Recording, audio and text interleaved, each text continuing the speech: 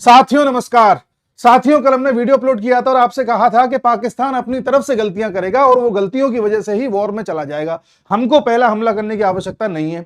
एक के बाद एक पाकिस्तान गलती करता जा रहा है। सुबह के वीडियो में हमने बताया था कि दो गलतियां कर चुका है, जिनमें से एक बड़ी गलती करी है। वो ये कि उसने हवाई में एक जोश जोश में होता है ना आदमी, शिमला समझौते से पैर वापस खींच लिए। अब इसका मतलब ये होता है कि भारत जब चाहे तब एलओसी को पार कर जाए और दुनिया में कोई भी कुछ नहीं कह सकता, क्योंकि भाई तुमने एग्रीमेंट खुद रद्द किया है। और जाहिर सी बात है कि भारत एलओसी के पार करेगा और पीओके में कब्जा कर लेगा। ये तो जाहिर सी बात है। दूसरी गलती जो उसने करी थी, हमारे बीएसएफ के जवान को उसने कल पकड़ लिया था। चलो उसे तो हम छुड़वा ही लेंगे, बड़ी चीज नहीं है। तीसरी चीज जो आज पाकिस्तान ने करी वो ये कि एलओसी पर फायरिंग स्टार्ट कर दी। आपको पता है कि अभी भी फायरिंग चल रही है। वो कब एक्सकेलेट हो जाए, कब क्या हो जाए, कुछ कहा नहीं जा सकता। और चौथी जो सबसे बड़ी गलती कर चुका है, जिसकी कोई माफी नहीं है, आप जानकर के हैरान होंगे। पाकिस्तान का डिफेंस मिनिस्टर है ये आंखें देखिए, ख्वाजा आसिफ। ख्वाजा आसिफ ने कल कहा था कि हम हर तरह के युद्ध के लिए तैयार हैं। मैंने सुबह की वीडियो में बताया था आपको, हम हर तरह के युद्ध के लिए तैयार हैं, हम भारत को एक तरफा पटखनी दे देंगे। बड़ी बड़ी बातें उसने करी थी। आज दोपहर में इसका बयान आता है कि भाई देखिए, ये एलओसी का हमने ये जो कर दिया है, शिमला समझौता खत्म कर दिया है, इससे भारत फायदा उठा सकता है। भारत एलओसी पार करके पीओके में आ सकता है। इसका डर था, डर। ये डर हमें अच्छा लगा। फिर इसने कहा कि मोदी कुछ भी कर सकता है, वो 4 आने का जवाब 6 आने में देगा। अरे मोदी कुछ भी कर सकता है, उससे थोड़ा अलर्ट रहिए। हाय हाय हाय हाय, कल तक तो तुम पूरे भारत को जवाब दे रहे थे। ये तो कुछ भी नहीं है, ये खौफ कुछ नहीं है। सबसे बड़ी गलती इसने कर दी।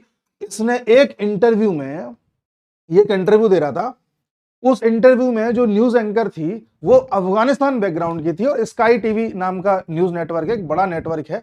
उसमें उस एंकर ने पूछा कि आपको नहीं लगता कि पाकिस्तान लंबे समय से टेररिज्म को पनाह दे रहा है, टेररिज्म को फंडिंग कर रहा है, सपोर्ट दे रहा है? तब इसने क्या कह दिया, इसने कहा हाँ हाँ पाकिस्तान कर रहा है, 30 साल से ये सब कर रहा है पाकिस्तान, लेकिन ये सब कर रहा है यूएस के लिए, ये सब कर रहा है वेस्ट के लिए, यूके के लिए।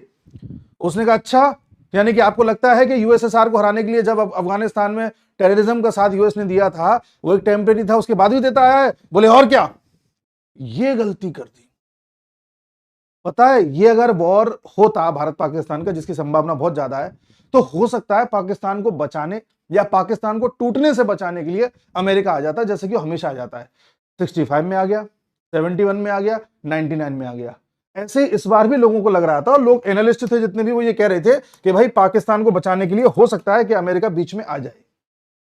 लेकिन इस लाला ने गलती ये कर दी कि अमेरिका का नाम ले दिया कि अमेरिका खुद हमें कहता था टेररिज्म को पनाह देने के लिए, इसलिए हम 30 साल से पनाह दे रहे हैं। भाई कुछ भी करने का, अमेरिका का नाम नहीं लेने का। यह गलती करी थी इमरान खान ने 2022 में। 1 महीने के अंदर अंदर पद से हटा दिए गए और जेल में डाल दिए गए, आज तक जेल में है। यह गलती करी थी शेख हसीना ने।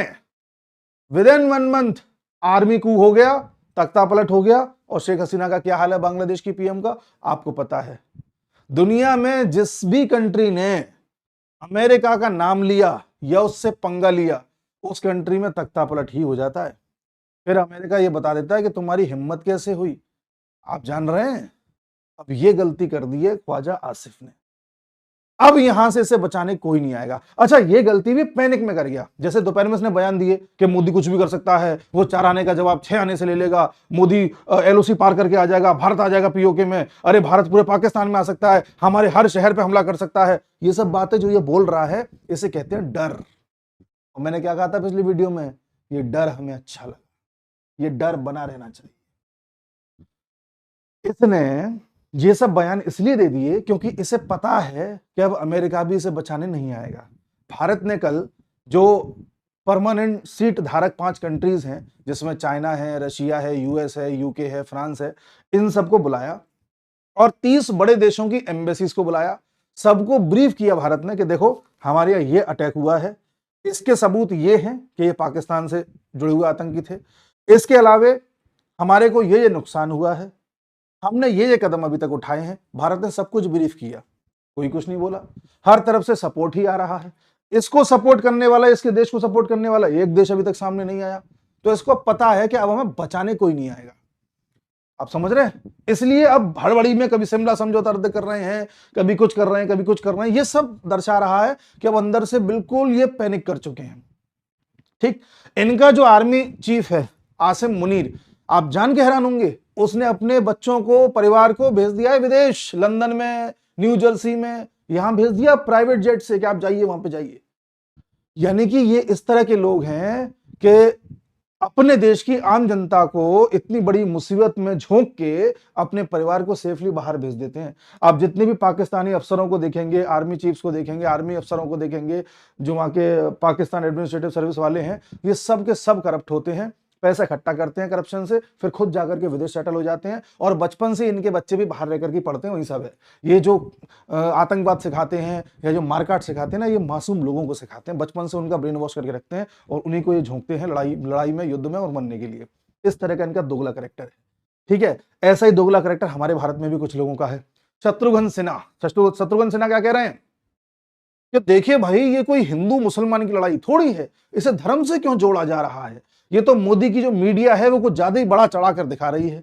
अच्छा जी, अच्छा जी, अगर ऐसा ही है, धर्म का एंगल नहीं है, तो क्यों कश्मीर में रह रहे कुछ लोग इन आतंकियों को 2 हफ्ते से पनाह दे रहे थे? अगर धर्म का एंगल नहीं है तो ऐसा क्यों होता है कि पूरे देश में कहीं किसी के साथ कुछ हो जाए तो एक विशेष समुदाय को सपोर्ट करने के लिए सबके सब आ जाते हैं? अब मैं इस पर दोगलापन इनका उजागर नहीं करना चाहता, क्योंकि बहुत लंबी लिस्ट है, बहुत लंबी लिस्ट है। आज इनको इंसानियत याद आ रही है, आतंकवाद का कोई धर्म नहीं होता, ऐसे वाक्य याद आ रहे हैं, ऐसे ललन टॉप पे पत्रकार हैं, वो भी बड़ा जो है कोशिश कर रहे हैं कि बड़ा सेकुलर टाइप के दिख जाएं कैसे भी करके। अब मैं उनका भी जिक्र करना नहीं चाहता। ठीक है, आगे बढ़ते हैं। देखिए, भारत ने इस समय जो अरेबियन सी है उसमें आईएनएस सूरत, आईएनएस विक्रांत को डिप्लॉय कर दिया है। और देखा जाए तो ये चीजें बताने की नहीं होती हैं, लेकिन भारत ने पाकिस्तान को पूरी तरह से नवल ब्लॉकेट कर दिया है। नवल ब्लॉकेट का मतलब है कि पाकिस्तान अब इस सागर में जा नहीं सकता, जा नहीं सकता। और मैं आपको आज फिर बता रहा हूं, वीडियो सेव रहेगा आपके पास, चेक कर लेना। अगर भारत आक्रमण करेगा तो कश्मीर से नहीं करेगा, भारत आक्रमण बलूचिस्तान से करेगा। कारण क्या है कि यहां उसे लोकल सपोर्ट मिल जाएगा, वहां नहीं मिलेगा। यहां बलूचिस्तानी तो खुद चाहते हैं कि ना आजाद कर दिया जाए, इसलिए बलूचिस्तानी तो उल्टा साथ देंगे इंडियन आर्मी का, इंडियन नेवी का। इसलिए भारत हमला बोलेगा तो यहां से बोलेगा। सेव कर लेना वीडियो को। वो बात अलग है कि युद्ध होगा तो फिर सब जगह ही होगा, लेकिन स्टार्टिंग यहां से होगी, ब्रेक पॉइंट यही होगा। सेव कर लेना वीडियो को, ठीक है। उसके बाद ये सब मैंने आपको बता दिया। इसके बाद भारत में क्या चल रहा है, भारत में ये देखा गया है, ये लोगों ने खुद देखा, ऑब्जर्व किया, वीडियोस में है कि जो हमारे रफाइल विमान हैं, जैसा कि मैंने आपको सुबह के वीडियो में बताया था कि हमारी एयरफोर्स एक्सरसाइज स्टार्ट कर चुकी है, एक्सरसाइज आक्रमण, जिसमें हमारे हर तरह के विमान शामिल हैं और उसमें रफाइल भी शामिल हैं। तो रफाइल के जो जितने भी सेटअप हैं, जो हमारी बेसिस बने हुए हैं, चाहे अंबाला में हो, चाहे आपका यहाँ वेस्ट बंगाल में हो, वहां से भी उनको उड़ता हुआ देखा गया है। यानी कि वो भी इस समय एक्सरसाइज कर रहे हैं। उसके अलावा आप देखें तो आप पाएंगे पाकिस्तान जो डरा हुआ है, मैंने उसको बयान आपको बता दिया। कश्मीर में 2 लोग ऐसे थे जो लश्कर ए तैयबा से जुड़े हुए थे और माना जा रहा है कि इन्होंने उन आतंकियों को एक तरीके से सपोर्ट किया, उनको रहने के लिए सारी चीजें। उनके घरों को आज उड़ा दिया गया है, एक को बुलडोजर से डिस्ट्रॉय किया गया है, एक को ब्लास्टर से डिस्ट्रॉय किया गया है। इन दोनों का नाम है, ये देखिए, एक है आसिफ शेख, आजकल ये आसिफ आसिफ नाम बहुत आ रहा है, क्या चक्कर है। एक है आसिफ शेख और एक है आपका आदिल हुसैन ठोकर। तुमको तो ठोकर मार के ही उड़ाना चाहिए था। ये 2 को घर को उड़ा दिया गया है, ठीक है ना। उसके अलावा एलओसी पर लगातार फायरिंग हो रही है, जो मैं आपको बता चुका हूं, और भारत की सेना मुंह तोड़ जवाब दे रही है। ऐसा भी हो सकता है कि शायद पहला हमला हमने कर दिया हो, अब पता थोड़ी चलती है, कर दिया क्या कर लेगा। उसके अलावा देखा जाए, रूस, व्लादिमीर पुतिन ने अपने नागरिकों से कह दिया है भूल के भी कोई पाकिस्तान नहीं चले जाना, खतरा है वहां। खतरा कैसा है आप जानते हैं। उसके अलावा अमित शाह ने कह दिया है, सभी स्टेट के सीएम लोगों से बात करके बोल दिया कि 48 घंटे के अंदर अंदर जितने भी पाकिस्तानी भारत में हैं अपने अपने स्टेट में खोजिए, वापस भेजिए, हमारे पास टाइम नहीं है ज्यादा। ऐसा कब होता है, कब होता है बताइए आप। सपोज कीजिए रशिया ने यूक्रेन पर हमला कर दिया, यूक्रेन में भारतीय फंसे रह गए, अन्य देशों के लोग फंसे रह गए, तब उनको निकालना बड़ा मुश्किल होता और तमाम तरह के उसमें फिर पेचीदगियां आती है। इससे अच्छा ये था कि यूक्रेन पहले ही बोल देता कि जितने विदेशी छात्र हैं सब यहाँ से निकल जाओ। इसका मतलब यूक्रेन युद्ध में जाने वाला है। ऐसे जब भारत ये कह रहा है कि जितने भी पाकिस्तानियां हैं चाहे किसी भी वजह से आए हो यहाँ से निकल लो, इसका मतलब ये है कि कल को तुम्हारा जब देश जल रहा होगा और तुम कहोगे हमें जाना है हमें जाना है, तब हम भेजने की स्थिति में नहीं होंगे।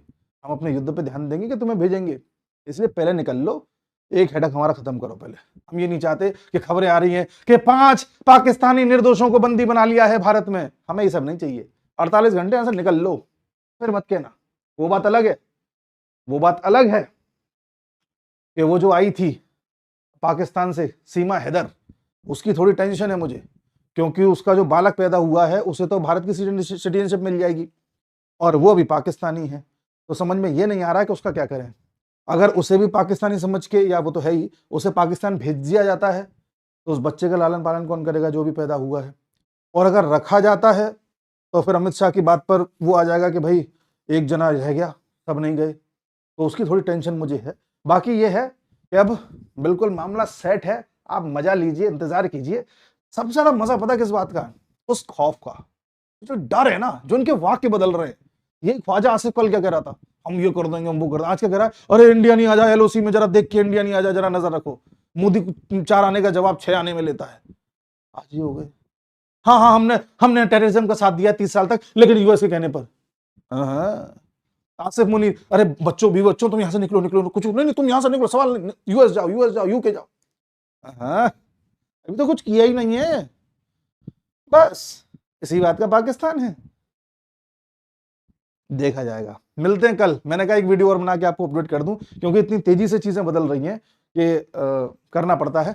कल मिलते हैं अगले वीडियो में। नमस्कार।